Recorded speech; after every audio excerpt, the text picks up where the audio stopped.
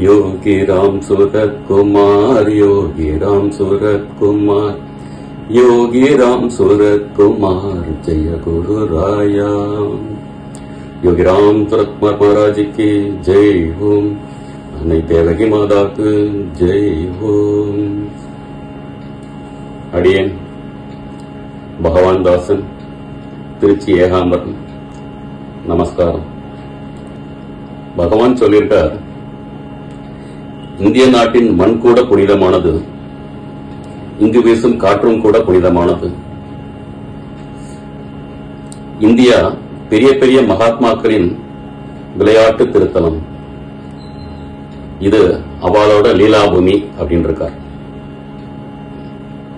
அப்படியான இந்த புண்ணிய பூமியில பகவான் அவரோட குரு பப்பா ராமதாசரோட உத்தரவுப்படி அனந்தாசிரமத்திலிருந்து கிளம்பி தேச சஞ்சாரம் செஞ்சு திருவண்ணாமலையில அடையறதுக்கு முன்னாடி புண்ணிய நதியான காவிரி கரையில் அமைந்த புண்ணிய சேத்திரமான ஸ்ரீரங்கத்துல சில காலம் தங்கியிருந்திருக்கார். இந்த ஸ்ரீரங்கத்துல ராஜகோபுரம் அடியிலையும் ஸ்ரீரங்க ரயில்வே ஸ்டேஷன் அடியிலையும் சில காலம் தங்கியிருந்து லீலைகள் புரிந்திருக்கார். இது திருவாளர் அப்பன் ஐயங்கார் அவரோட அனுபவ கூற்று. இந்த புண்ணிய சேத்திரமான ஸ்ரீரங்கம் பகவானுக்கு ரொம்ப பிரீத்தியானது. ஏன்னா இங்குதான் பகவானோட குரு பப்பா ராமதாசர் முதன்முறையா சந்நியாச காசாயம் தரிச்ச இடம். அவர் இங்க தரிச்சு சில காலம் தங்கியிருப்பார். அப்படியாப்பட்ட இந்த புண்ணிய பூமியில பகவானுக்கு ஸ்ரீரங்க வட்டத்துக்குட்பட்ட முள்ளிக்கரும்பூர்ல, அதாவது வயலூர் முருகன் கோயில் அருகில ஆலயம் அமைக்கிறதுக்காக பகவானோட ஆசைகளோடும் பக்தர்களோட அருள்கதியோடும் இடம் வாங்கியிருக்கிறோம். இது அடியனுக்கு பகவான் இட்ட உத்தரவா எண்ணி அம்மா மாதேவியோட அனுகிரகத்தோட இந்த வேலையை சிறமேற்கொண்டு செஞ்சுட்டு இருக்கேன்.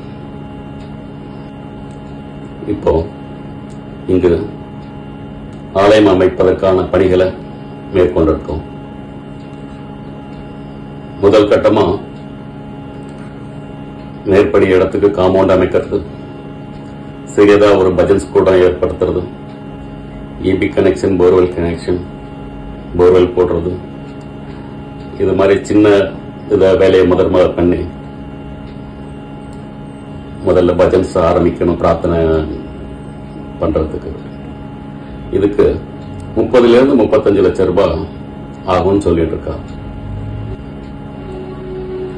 இந்த பகவான் பணிக்காக பக்தர்களான உங்க அனைவருடையும் அடியேன் இரு தரமேந்தி காணிக்கைய பிச்சையா கேட்கிறேன். இது பகவானுக்கான பிச்சை.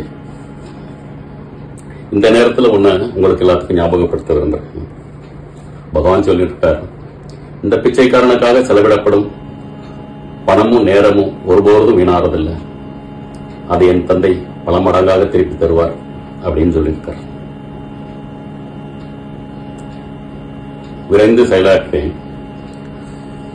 இந்த முதற்கட்ட பணி முடிஞ்சு வர்ற ஐப்பசி மாசத்துல அங்கு பிரார்த்தனை ஆரம்பிக்கணும், நாம ஜபம் ஆரம்பிக்கணும் அப்படிங்கிறது அடியவனோட விருப்பம், பகவானோட. அதுக்காக நீங்க அனைவரும் தங்களோட அன்பையும் அருள் கவிதையும் வாரி வழங்குமாறு பணிவுடன் கேட்டுக்கொள்கிறேன். யோகி ராம் சரத் மகாராஜ் की जय हो। देवकी माता की जय हो।